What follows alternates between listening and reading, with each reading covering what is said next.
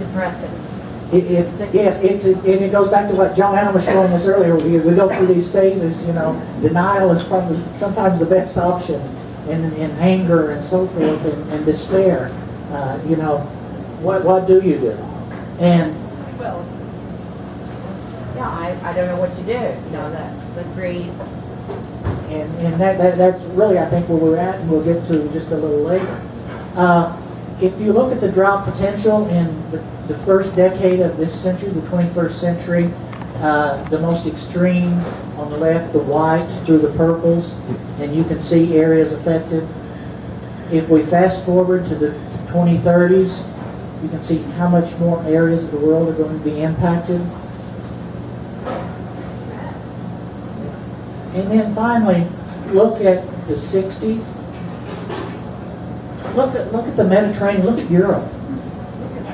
I don't know if you recall back in 2004, they had a terrible heat wave in Europe, and some 14,000 people died. And then by the end of the century, almost all of inhabitable Earth is really in extreme drought conditions. And presently, if we look in places where we don't think about drought, and that one is the Loire Valley in France. This is not the picture that most people would conjure up when they think of this. Or in Switzerland.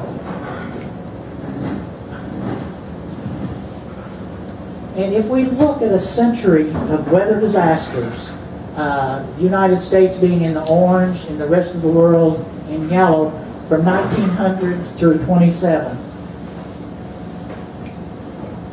And the number of those disasters keep going up and up. 4 times more disasters in the last 30 years than in the previous 75. And then if you continue, 2006 was a peak with 390 major disasters worldwide.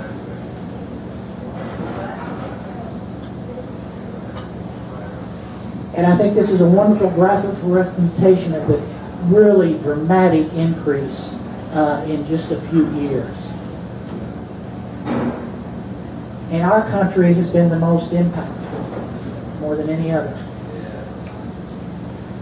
Again, the reality.